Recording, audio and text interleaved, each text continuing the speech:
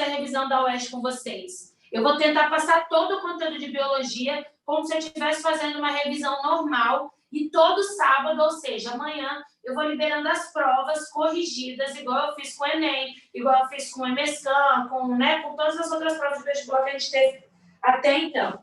Por quê? Porque aí você vai conseguir ter o conteúdo e aplicar o conteúdo. Então, lá no Instagram e no YouTube, principalmente no YouTube, porque o Insta não dá para subir vídeos acima de 30 minutos, só se você fizer live, você vai ter o acesso a esse conteúdo, né? O canal do YouTube. E lá no Telegram, se vocês seguirem no Telegram, eu vou passar um material para vocês, que é um resumo de toda a matéria, para vocês pegarem essa reta final e estudar para a UERJ.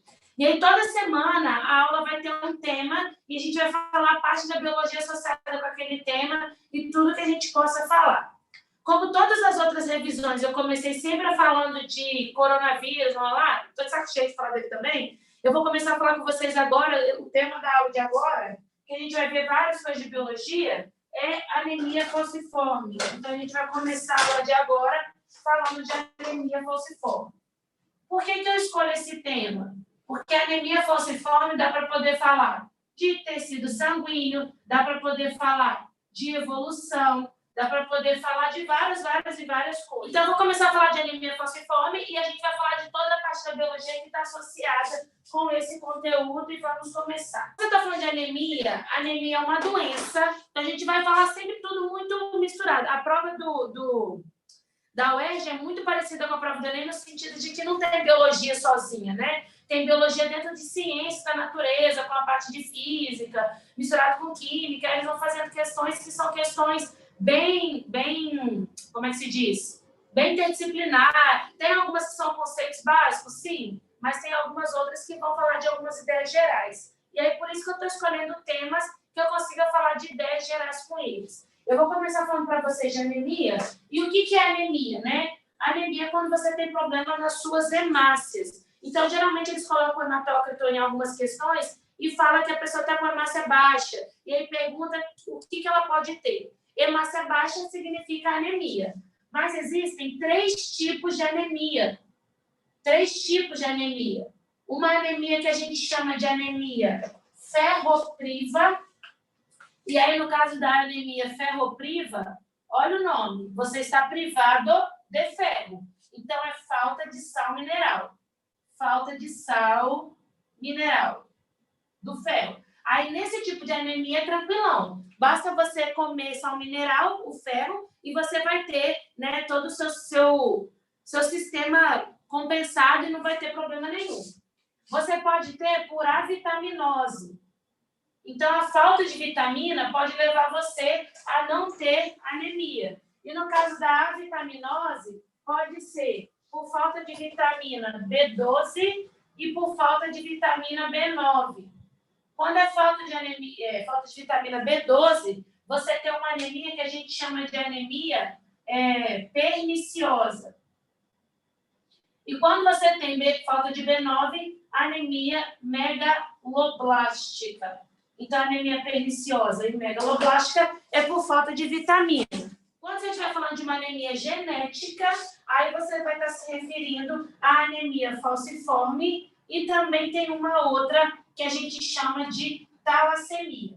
Essa anemia aqui, tanto a falciforme como a talassemia, que é chamada de anemia do Mediterrâneo, ela não tem como talassemia, ela não tem como você se cura, não tem como você se proteger dessa anemia, porque ela está nas suas informações genéticas. E tudo que está no nosso material genético, a gente não tem como consertar, a não ser que você faça edição do seu material genético. Existem várias ferramentas de edição do material genético. E a nossa edição do material genético, edição do DNA, ela é feita por uma área da biologia que a gente chama de biotecnologia, né?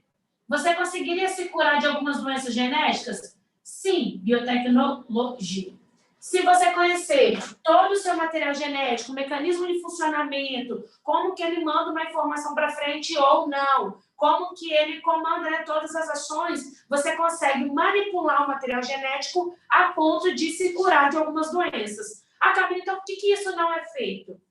Isso não é feito porque tem muita parte da bancada religiosa, tem muita gente que não deixa mexer, tem a parte da bioética, até quando mexer nas características vai na ética ou não biológica, né? Mas a gente tem com a biotecnologia muitas ferramentas que o uso do material genético permitiu com que a gente tivesse grandes evoluções, tá? Uma delas é a própria edição do material genético. Você pode formar DNA recombinantes, misturar material genético de uma espécie com outra. E você produz, então, organismos geneticamente modificados, né? Então, organismos geneticamente modificados são organismos que têm DNA recombinante. DNA que combina a minha característica com a característica de um indivíduo de um outro indivíduo. Quando esse DNA recombinante é entre indivíduos de espécies diferentes, aí você vai denominar isso daqui de transgênico. O que é transgênico, então? Transgênico é quando você manipula o material genético de um indivíduo e aí você vai introduzir o material genético de uma outra espécie. Se eu pegar o meu material genético e colocar nele o gene da soja, eu vou ser um organismo transgênico. A soja é chamada de transgênico porque ela tem um material genético de um grupo de planta. De inseto. De um inseto que é resistente a Roundup, que é um dos venenos que eles jogam na agricultura. Então, a soja que a gente tem hoje é uma soja transgênica. Todas, né? Então, transgênica é um organismo geneticamente modificado quando o material genético é de uma outra espécie. Mas se eu, Camila, sou de uma espécie e eu tenho anemia falciforme, eu poderia ser um organismo geneticamente modificado se, através do processo de terapia gênica, você pegasse o material genético meu que está com gene para anemia falciforme e substituísse esse material genético por um outro gene normal. Eu, Camila, por exemplo, se eu tiver o gene da anemia falciforme, eu poderia me curar se eu manipular o meu material genético, tirar o gene da anemia falciforme e no local colocar um gene novo. Isso a biotecnologia chama de... Ai, meu Deus, esqueci o nome. Terapia gênica.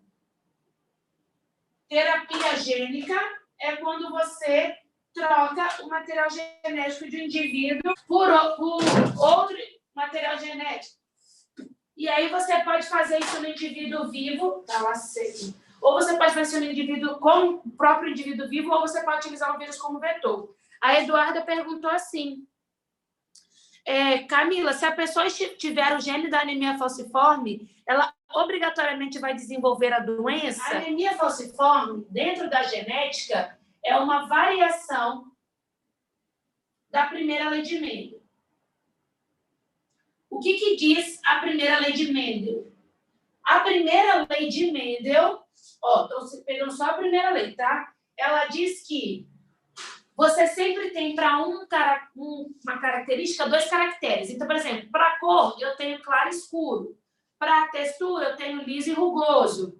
Para a altura, eu tenho alto e baixo, tá? Para a anemia falciforme, você teria normal e afetado. Era isso que você teria.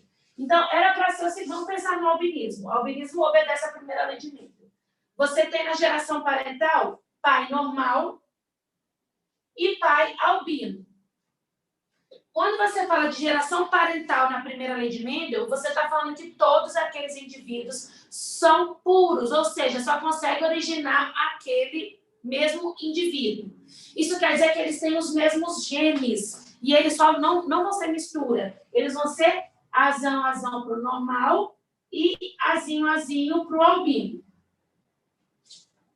Quando eu cruzar azão com azão, eu vou ter 100% de indivíduo normal.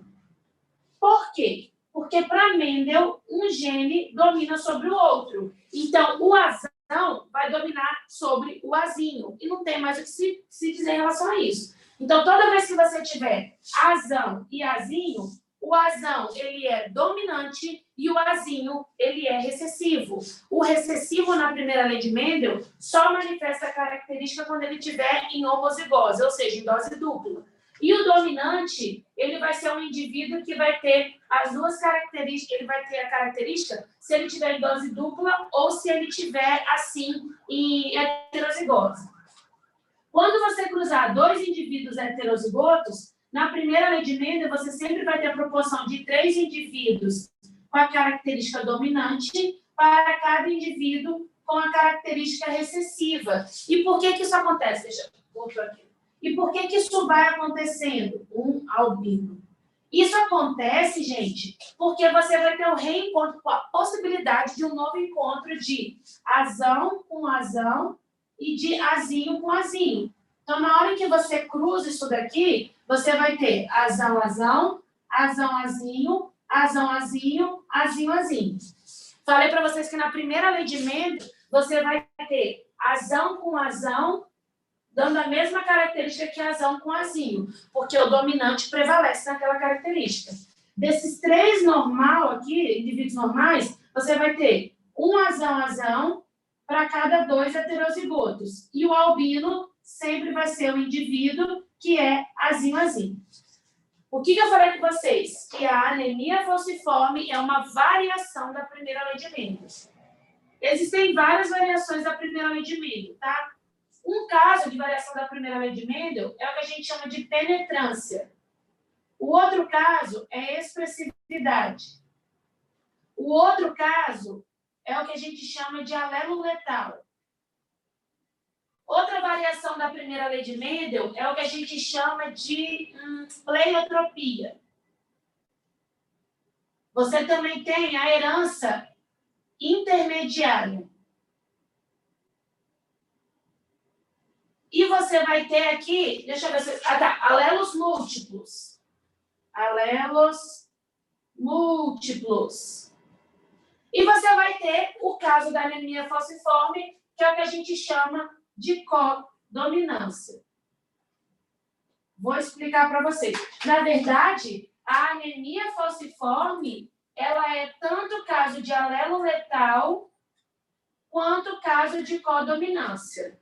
Eu vou explicando um por um e depois eu venho nesse processo da anemia. Quando você está falando de penetrância, existem alguns genes que eles falam o seguinte: mesmo que você tenha, ele não tem uma penetrância de 100% na população. Isso significa que mesmo que você tenha, talvez você não vai expressar aquela característica. Um dos genes mais famosos para isso é o da polidactilia, que é quando você tem mais do que 5 dedos nas mãos ou nos pés. Você pode ter um gene para ter um 6º dedo, um 7º dedo, né? Um dedo a mais. Mas isso não necessariamente vai fazer com que você expresse aquilo. Porque tem genes que eles não conseguem penetrar em todo mundo. Ou seja, tem genes que mesmo que ele está presente na população, ele pode não trazer prejuízo ou não se manifestar, tá? Eu não sei se a anemia falciforme tem caso de penetrância. Eu acredito que não. Eu acredito que a anemia falciforme se encaixa mais nesse daqui, ó.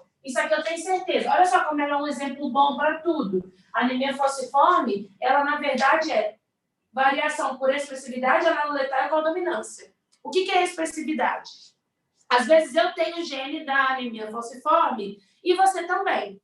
Só que em mim, a anemia falciforme se expressa em 90% dos casos. Em você, se expressa em 1% dos casos. Então, eu vou ser uma pessoa que tem o mesmo gene que você, mas eu vou ser muito mais doente do que você. Por exemplo, eu conheço 3 casos de pessoas que têm anemia falciforme, muito próximas. Uma, quando ela não toma nenhum tipo de medicamento e não faz acompanhamento, 92% das hemácias dela são falciformes. Eu conheço uma outra que descobriu que tinha anemia falciforme com 22 anos no exame de rotina, quando o médico foi fazer um ultrassom. Olha só que bizarro. O médico foi fazer um ultrassom na região do útero, e aí ele passou, sei lá o que ele fez, passou por um lado aqui e viu que o baço estava aumentado aqui nas costas, foi fazer rim, sei lá.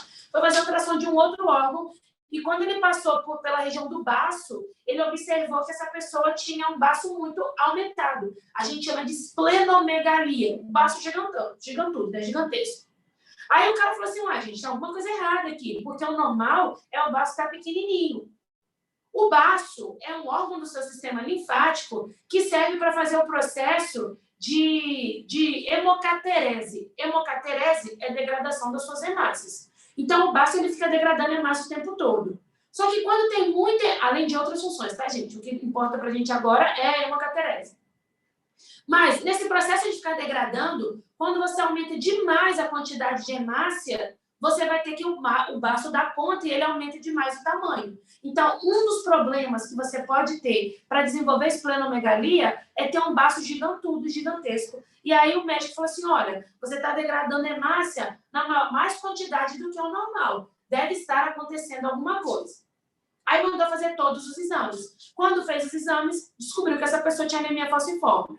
Na anemia falciforme, você tem as hemácias que são formadas por uma hemácia, a hemácia falciforme, ela tem um problema na hemoglobina, na verdade, e na hora que a hemoglobina ela penetra na hemácia e ela está em baixas quantidades de oxigênio, ela se deforma e acaba deformando a hemácia também. E a hemácia fica em formato de foice. Essa hemácia em formato de foice, ela acaba sendo prejudicial para essa hemácia aqui. Então, essa hemácia começa a degradar essa hemácia. Você começa a ter muito processo de hemácia que está sendo jogada fora. Por isso que o baço tem que trabalhar com mais velocidade. O médico mandou ela fazer os exames e descobriu que tinha anemia falciforme por acaso. Quer dizer, não é uma doença que vai fazer perturbar essa pessoa, que vai debilitar essa pessoa. Não, ela viveu durante 20 anos, 22 anos, a vida dela é super normal. Então, quando você compara uma pessoa que 98% das hemácias é falciforme e uma outra pessoa que descobriu só com 22 anos que está anemia falciforme, quer dizer que nessa segunda pessoa deve ter, sei lá, 5% das hemácias que são falciforme e não traz tanto problema para ela. O que é isso em genética? Como que é o nome desse fenômeno em genética? Quando você tem duas pessoas com o mesmo gene, mas esse gene se manifestando de formas diferentes. Isso na genética é chamado de expressividade. Em cada pessoa, a anemia falciforme se expressa diferente. Eu conheci uma outra pessoa que tinha 70% do corpo, né, 70% das hemácias eram falciformes. Então, tem gente que precisa tomar morfina para suportar a dor, tem gente que toma dipirona, porque o gene se expressa de forma diferente. Não é que ele deixa de se expressar. Se você tem um gene, ele vai se expressar. Mas em algumas pessoas, ele vai se expressar 100% e aí vai ser muito doente. Em outras pessoas, vai se expressar 1% e a pessoa vai ter uma vida normal. Então, no caso da anemia falciforme, eu não acredito que tenha penetrância. Eu acredito que tenha expressividade. Todo mundo que tem um gene manifesta. Mas tem gente que manifesta numa dose altíssima e aí vai ser muito doente. E tem gente que se manifesta numa dose bem baixa e vai ser muito normal. Existe um outro caso de variação... Beleza, então. De variação desse menino aqui, da primeira lei de Mendel, que a gente chama de alelo letal. E eles falam que a anemia falciforme é considerado um alelo letal. O que quer dizer alelo letal? Tem alguma dessas combinações aqui que não é compatível com a vida. Então, olha como que funciona. No caso do alelo letal, você vai ter azão-azão, azão-azinho e azinho-azinho. Qual que é a chance de se formar a célula ovo-zigoto, azão-azão, azão-azinho e azinho-azinho? A chance de se formar essa célula ovo-zigoto é igual para todo mundo. Todo mundo vai ter a mesma chance de formar isso daqui. Porém, qual que é a chance dessas células aqui formadas chegarem até a fase do nascimento, né? De você ter uma gestação normal, de você não sofrer o aborto? Na primeira lei de Mendel, as chances são iguais para todo mundo. Você tem a mesma chance do indivíduo azão-azão, é a mesma do indivíduo azão-azinho, que é a mesma chance do indivíduo azinho-azinho. Ou seja, você ser normal ou você ser albino não causa aborto na sua mãe. Mas no caso do alelo letal, causa. O que eles falam?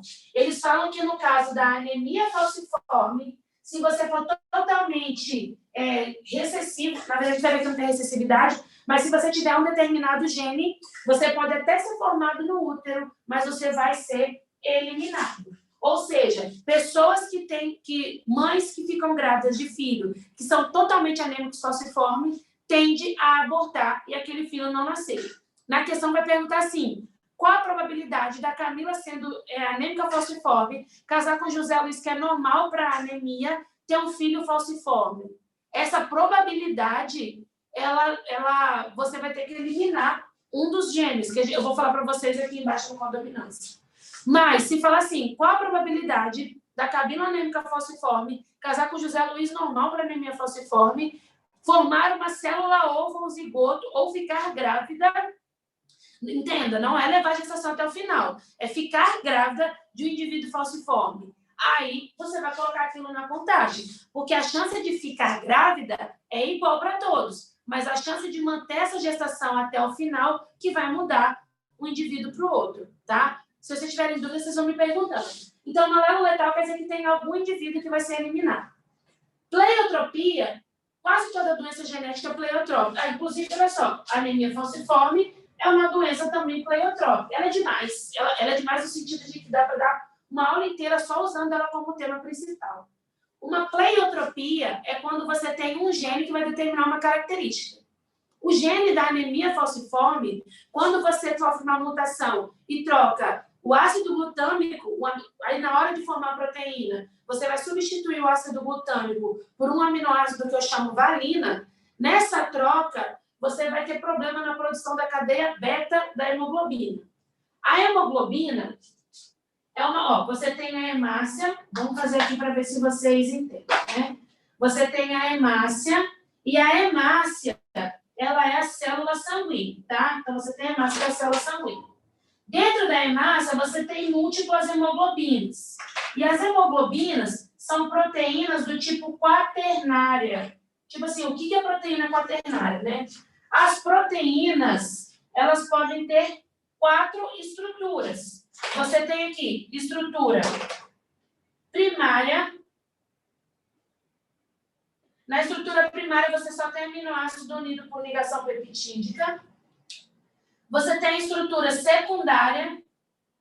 Na estrutura secundária, você tem aminoácido, ligação peptídica, aminoácido, ligação peptídica. Mas você vai ter também aqui o que a gente chama de pontes de hidrogênio.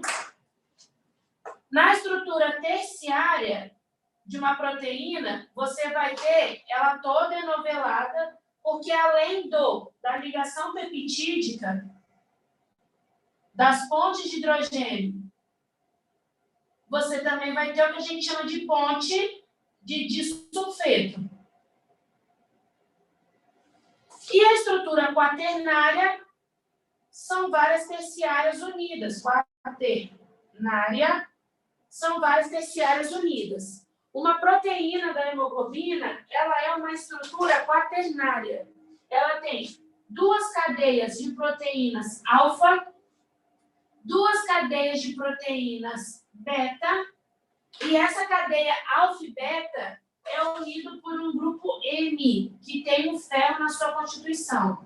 É um anel de protoporfirina, que tem como ferro na sua constituição. A gente chama de grupo M. Isso daqui é uma hemoglobina. E a hemoglobina está dentro da hemácia. Uma hemácia carrega várias hemoglobinas. Cada hemoglobina carrega 4 oxigênios. Eu vou desenhar de uma forma aqui, que não é o que acontece, mas eu acho que didaticamente fica mais fácil de entender. Quando você sofre uma mutação no seu material genético, vamos lembrar aqui, deixa eu ver se tem um espacinho para eu colocar. Ai, Jesus, muita coisa. Vou apagar esse cantinho aqui, ó. Quando você sofre uma mutação no seu material genético, a mutação no material genético pode ser uma mutação gênica ou pode ser uma mutação cromossômica. Mutação gênica acontece na mudança dos genes. Então, se você tem, por exemplo, CCCCC, se você vier aqui e substituir por uma outra letra, por exemplo, CCC, oh, Jesus. A gente tem uma material genético que é ATCG. Se você tiver CCCC e substituir por CU, CTCC, você sofreu uma mutação do tipo substituição. E no caso da anemia falciforme, você tem uma substituição. Quando você substitui um aminoácido, um material... Quando você substitui um nucleotídeo aqui, uma base nitrogenada, você pode mudar o aminoácido que vai ser formado. No caso da anemia falciforme, você troca o ácido glutâmico pela valina. E isso vai alterar diretamente a cadeia beta da hemoglobina. Quando você altera essa cadeia beta da hemoglobina, isso dá que em baixa quantidade de oxigênio, quero pincel, em baixa quantidade de oxigênio, você vai ter uma deformação dessa hemácia. E essa hemácia deformada é uma hemácia falciforme. Por isso que a gente fala que a mutação genética aconteceu um problema no DNA, que é o seu órgão central, o seu órgão não, né? A sua célula central e organizadora do seu Aí, gente, olha só o que acontece. Deixa eu só falar aqui para não deixar sem vocês saberem disso. Mutação gênica pode ser substituição, igual acontece quando você estiver falando de anemia falciforme, mas pode ser deleção, se você perde um pedaço, pode ser adição, se você ganha um pedaço. Mutação cromossômica são alterações no cromossomo. E aí, no cromossomo, você pode ter uma alteração que eu chamo de numérica, quando você altera o número, a quantidade de cromossomos, ou pode ser uma alteração estrutural, quando você mexe na estrutura do cromossomo. Bom, aqui no caso da anemia falciforme, é uma mutação gênica do tipo substituição, quando você troca o ácido glutâmico pela valina e acontece isso daqui. Só que, quando você está falando da anemia falciforme, ela é um caso de codominância. Isso quer dizer que, se você for azão, você vai produzir hemácia normal, hemácia normal. Se você for azinho, você vai produzir hemácia falciforme, hemácia falciforme. Mas se você for heterozigoto, geralmente o heterozigoto, ele é um indivíduo que ele vai ter a mesma característica do homozigoto dominante, o heterozigoto. No caso de uma codominância, o heterozigoto, ele vai ter a característica dos dois. Ele vai codominar. Então, no caso, esse azão produz uma hemácia normal e esse azinho vai produzir uma hemácia falciforme. Não vai ser hemácia normal, hemácia normal. Por isso que a gente fala que é um caso de codominância. Na anemia falciforme, eles falam que o azinho é um alelo letal. Ou seja, é um alelo que a gente vai eliminar da população. Porque a população ela não vai ser compatível com a vida se ela for azinho. Por isso que eu falei aqui que você vai ter um alelo letal. Quando você tem casos de codominância, ao invés de você usar azinho, a gente tem que substituir isso por outras letras, tá? Aí aqui, o que eles fazem? Hzão, no caso da hemácia falciforme, eles colocam S, porque o outro nome de anemia falciforme é ciclemia, tá? E aí ele coloca S. Se você for HS, você vai produzir tanto a hemácia redondinha quanto a hemácia falciforme. Aí, no caso de expressividade, geralmente todo mundo que tem hemácia falciforme, que tem anemia falciforme, são pessoas heterozigotas. Na sua grande maioria. Só na maioria não, né? Pessoas que têm anemia falciforme são heterozigotas. Por quê? Excisão é alelo letal e são eliminadas da população. Nesse caso aqui, vamos dizer que a gente teve aquelas 3 pessoas. Pessoa 1, pessoa 2, pessoa 3. Pessoa 1, que era muito doente, produzia 90% de hemácia normal e 10% de hemácia falciforme. Pessoa que só descobriu com 20 anos que tinha anemia falciforme, produzia aqui... aqui é o contrário, né? Pessoa doente... Pessoa 1 doente produz 10% de hemácia normal, 90% de hemácia falciforme. Pessoa 2, que só descobriu a anemia depois de uns tempos. Ela tinha 98% de produção de hemácia normal e 2% de produção de hemácia falciforme. Pessoa 3, que vive uma vida mais ou menos. Ela pode ter, 60% de hemácia normal e 40% de hemácia falciforme. Dependendo dessa proporção que você tem aqui, qual gene vai atuar mais, você vai ter expressividade daquela característica. As 3 pessoas têm a mesma característica, que é ter anemia falciforme, mas essas 3 pessoas, elas têm graus de anemia diferentes. Quando você está falando de herança intermediária, ela é muito parecido com codominância. No caso da herança intermediária, o heterozigoto também determina uma terceira característica. Só que o heterozigoto determinaria uma característica que é intermediário entre o homozigoto dominante e o que seria o homozigoto recessivo. Um exemplo que sempre está em todos os livros é daquela flor Mirabilis jalapa. E essa flor você tem 2 variedades, a vermelha e a branca. Porque para cada característica, então, a característica é a cor da planta. Você vai ter a cor vermelha e a cor branca. Para essas 2 características, se fosse primeira lei de Mendel, onde o heterozigoto tem uma das características do parentais, em F1 você teria ou flor só vermelha ou flor só branca. Só que em F1 o que você encontra é flor rosa. E as flores rosa é uma cor intermediária entre vermelho e branco. Por isso que a gente chama esse tipo de herança, onde o heterozigoto não é nenhum nem outro, mas ao mesmo tempo é a mistura dos dois, de herança intermediária ou herança que a gente chama de herança incompleta. E aí não é primeira lei de Mendel, é uma variação da primeira lei de Mendel. Uma última variação da primeira lei de Mendel é o caso que a gente fala de alelos múltiplos, ou no caso como que é o nome? Alelos múltiplos ou polialelia, tá? São 2 nomes. Alelos múltiplos ou polialelia. Alelos múltiplos ou polialelia. Segundo Mendel, na sua primeira lei, ele fala que para cada característica você tem 2 genes alelos, que é azão e o outro gene alelo, azinho, né? Você só tem esses genes alelos, você não tem variação. Mas depois, eles descobriram uma variação da primeira lei de Mendel que fala que você tem vários alelos, às vezes, para uma característica só. E uma dessas características são a sua determinação de grupo sanguíneo do sistema AB0. AB0, tá? Quando você está falando do sistema B0, você não tem só 2 alelos, azão e azinho, que determina aquela característica. Você tem o IA, você tem o IB e você tem o izinho, que determina a mesma característica. Mas, como você é resultado de uma fecundação de óvulo com espermatozoide, o óvulo traz um alelo e o espermatozoide traz outro.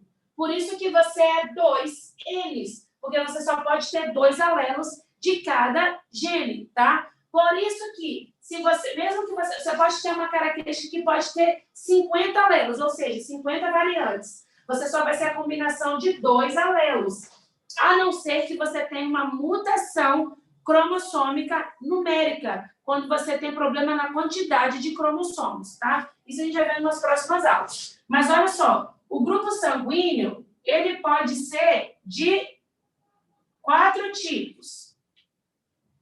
Quando você for IA ou IAzinho, se seu pai te mandou o IA e sua mãe te mandou o IA, você vai ser do grupo sanguíneo A. Se seu pai te mandou o IA e sua mãe te mandou o IB, ou vice-versa, e o Izinho, ou vice-versa, você vai ser do grupo sanguíneo A. O que é grupo sanguíneo, Camilo? Todas as células são formadas por membrana, citoplasma e material genético. No caso da nossa célula eucariótica, o material genético está envolto por uma membrana, que a gente chama de carioteca. Carioteca. Quem tem a carioteca é quem tem a carioteca verdadeira. Eu chamo de eucariótica. Aquela célula que tem a carioteca, em biologia quer dizer verdadeira. Então, por exemplo, eutéria. Téria quer dizer placenta. Eutéria é quem tem a placenta verdadeira. Eubactéria é a bactéria verdadeira. Eucarioteca ou eucariótica é aquela que tem a carioteca verdadeira. As nossas células, elas são assim. As nossas células, quando a gente fala de célula eucariótica, tem uma membrana, um citoplasma, que é esse espaço aqui, e você vai ter um núcleo. Lembra uma coisa, as hemácias... Falei para vocês que o problema de anemia está nas hemácias. As hemácias de mamífero e só mamífero. Muita gente confunde, pensa que é em todo mundo. Mas hemácias de mamífero são anucleadas. Camila, qual o objetivo das hemácias de mamíferos serem anucleadas, não ter núcleo? Se você não tem núcleo, te sobra espaço para caber mais hemoglobina. E mais hemoglobina significa mais oxigênio sendo transportado. Então, as hemácias sem núcleo em mamífero foi um processo evolutivo que permitiu a gente melhorar o transporte de gases dentro do nosso corpo. Aí vem uma pergunta, já foi uma pergunta da UFMG, se eu não me engano. Não sei se foi a UFMG, enfim, mas estava perguntando o seguinte, por que só mamífero tem eritropoietina? Aí, tipo assim, meu Deus, isso daqui tem a ver com cacau. Mas olha só, geralmente quando você tem uma célula normal, que tem núcleo, que tem citoplasma, que tem membrana, que tem tudo, é uma célula que ela vai entrar num processo de divisão celular. Para ela poder produzir mais células, ela vai fazer divisão celular. E quem comanda a divisão celular é o material genético que está dentro do núcleo.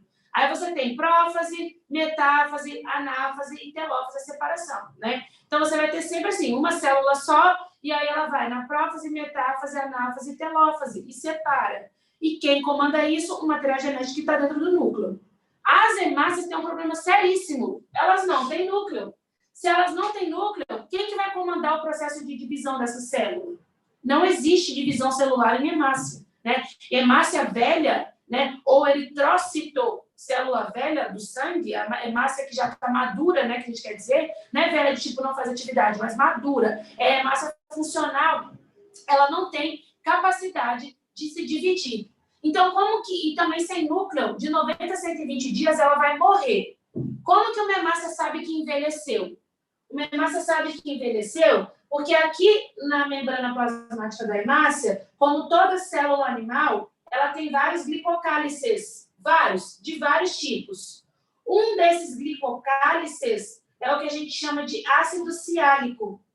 Então, o ácido ciálico, quando uma hemácia novinha, acabou de ser produzida, ela tem um glicocálice cheinho, muito glicocálice de ácido ciálico, muito. Quando ela vai ficando velha, ela vai perdendo esse ácido ciálico. E essa perda de ácido ciálico é uma marcação que essa célula está na hora de ser feito o processo de degradação dela. Degradação da hemácia, eu chamo de hemocaterese. Então, se você tiver sem ácido ciálico, essa célula está velha, ela precisa ser renovada, processo de hemocaterese. Pois bem, células que não têm núcleo, elas vão perdendo ácido ciálico, porque também não tem como você renovar. O tempo vai passando, o ácido ciálico vai sumindo, essa célula vai perdendo ácido ciálico, ela não consegue se dividir porque não tem material genético para comandar a divisão celular, ela vai para a hemocaterese e seu corpo vai ficando sem células sanguíneas. Aí você tem que pensar, o que vai acontecer nesse momento?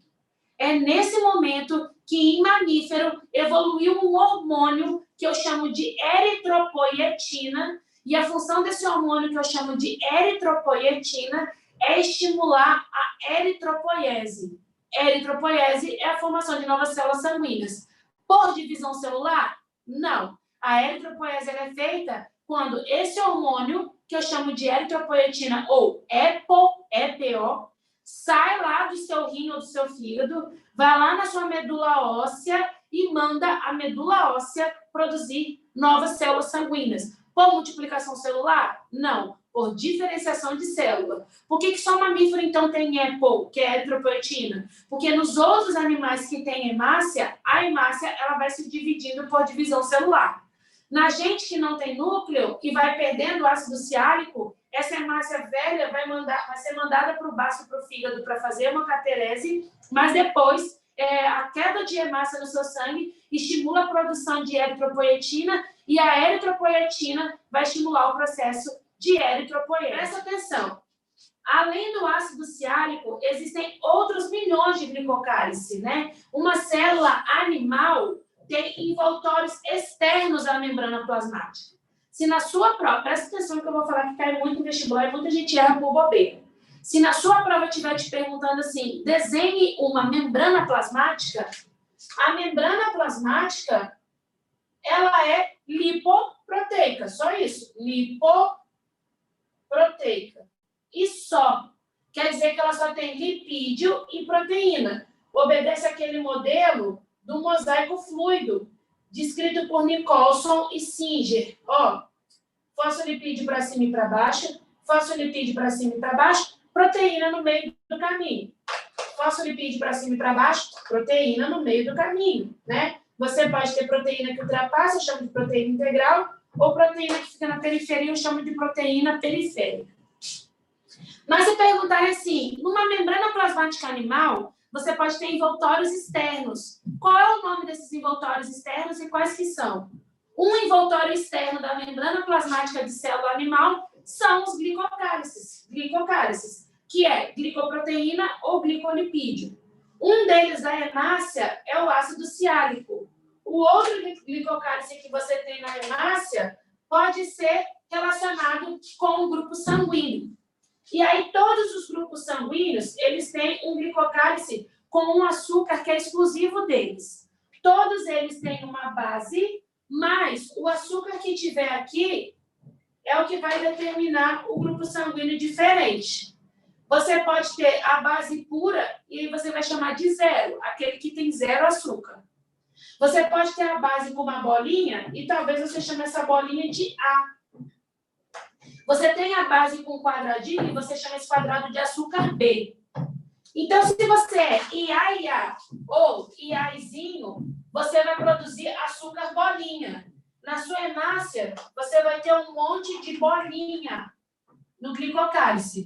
Você é do grupo sanguíneo A. Se você for IB ou IBzinho, você vai ter um monte de quadrado. E aí você vai ser do grupo sanguíneo B. Se você for IA e B, você vai ter tanto A quanto B. Se você for izinho, você vai ser do grupo sanguíneo zero. Você só vai ter o suporte, você não vai ter o açúcar. E é isso que determina o seu grupo sanguíneo. Isso daqui a gente chama de aglutinogênio. Aglutinogênio. Existem anticorpos naturais que você produz, que a gente chama de aglutinina. A aglutinina pode ser anti-A ou anti-B. O anti-A quebra bolinha.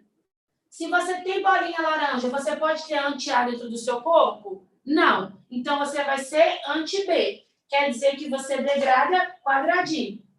Se esse sangue aqui, B, ou AB, entrar no corpo de uma pessoa que é A, o anticorpo dessa pessoa vai degradar essa célula. Aí você pode ter coágulos e trombos. Se você tiver quadradinhos, você não pode ter dentro do seu corpo nada que degrada quadradinho. O que você pode ter dentro do seu corpo são coisas que degradam bolinhas. E aí você vai ser do anti-A. Quer dizer que se você receber sangue A ou AB, você vai degradar a bolinha, já que você é contrário à bolinha. Se você é do grupo sanguíneo AB, você não pode ter anticorpo nenhum. Nem o que degrada bolinha, nem o que degrada quadradinho, porque senão você teria problema seríssimo. E se você é do grupo sanguíneo zero, você não tem nada. Então, você pode ter tanto anti-A quanto anti-B. Porque você não tem nem o A, nem a bolinha e nem o B, que é o quadradinho. O que eu quero dizer com isso, né? Qual que é o resumo de tudo isso que eu estou falando? O que eu estou falando é que você, sendo do grupo zero, você não pode receber sangue de ninguém, porque você degrada o sangue de todo mundo. Mas, se você é do grupo zero, você pode ser recebido por todo mundo. Por quê? Você não tem nada que ninguém degrada. Então, o O, que a gente chama de zero, é considerado o que a gente chama de doador universal. O AB, O AB, ele pode receber de todo mundo, porque ele não tem anticorpo que degrada ninguém. Então, se ele recebeu O, ele não ataca o O. Se ele recebeu o quadrado, ele não tem quem ataca o quadrado. se ele receber a bolinha, ele não tem quem ataca a bolinha. Por isso, ele é considerado de receptor universal. Eu vou falar uma última coisa para a gente poder terminar essa aula de agora. Para você saber se você está com anemia, eu comecei a aula falando disso, você vai receber um hematócrito e você vai dar uma conferida no seu hematócrito para ver como que está tudo, se está tudo certo, se está ruim, se está bom. E o que vem no hematócrito? O hematócrito, ele vem a quantidade de hemácias que você tem, a quantidade de... Hemácias também é chamado de glóbulo vermelho ou eritrócito. Você também vê a quantidade de plaquetas, que também é chamada de trombócito. E você vê a quantidade também de leucócito ou célula branca do sangue. Pronto. Qual que é a função de cada coisa dessa? Eu vou fazer isso agora, na aula que vem eu vou falar melhor de sangue e de sistema cardiovascular, tá? Qual que é a função das hemácias? Hemácias têm função de transporte de gases. Transporte de gases. Se a hemoglobina dentro da hemácia, se associar com oxigênio, você vai chamar isso de oxihemoglobina. Se a hemoglobina se associar com gás carbônico, você vai chamar de carboaminohemoglobina. Se a hemoglobina se associar com o CO, você chama isso de carboxihemoglobina. Esse aqui também pode ser chamado de carbohemoglobina. As pessoas confundem muito carbohemoglobina com carboxihemoglobina. Aí eu gravei assim, ó, o CO está normalmente na natureza, não é tóxico. CO2 está normalmente na natureza, não é tóxico. O CO, ele é tóxico. Se ele é tóxico e ele tem o X aqui do tóxico, quem tem o X do tóxico é o carboxihemoglobina. Nunca mais eu errei, talvez ajude vocês, tá? As plaquetas, elas auxiliam no processo de coagulação do seu sangue. Então, a coagulação sanguínea, ela é feita pelas plaquetas, que vai ajudar a evitar com que você forme... Não, vai ajudar a evitar não, né? Vai fazer os trombos em você. Quem tem um processo que não tem a plaqueta regulada, tem uma doença que a gente chama de trombofilia, que vai coagulando de uma vez, toda hora, formando trombos, grumos no seu sangue, tá? E aí impede o transporte, enfim. Tem um problemão. E os leucócitos são células de defesa sanguínea. E eles estão na moda, né? Todo mundo querendo falar de vacinação, imunização, esse monte de coisa. As células de defesa são divididas em dois grupos. Os que não têm grãos, que são os agranulócitos, e os que têm grãos, que são chamados de granulócitos. A gente fala o seguinte... Eu gravei assim, e aí a gente vai só dar uma introdução, na próxima aula a gente fala melhor. Que os dois te protegem contra o mal e te fazem bem. Ó, M de mal, aí de onde que tá o A aqui? Tá aqui no A granulócito. Se você gravar assim, mal e bem, você consegue saber qual que é A granulócito e qual que é granulócito. Mal e o A é o A do granulócito, e o granulócito bem. Monócito, linfócito, basófilo, eosinófilo e neutrófilo. Gente, aqui está acontecendo uma revolução nessa sala que eu vou batendo tudo. Essa aula é curtiquinha mesmo, dura 1 horinha, passa muito rápido. A gente vai dar um fatality finish e semana que vem a gente volta. Tudo bem, galerinha? Alguma dúvida? Então, até semana que vem. Beijo. Tchau. Até semana que vem. Beijo.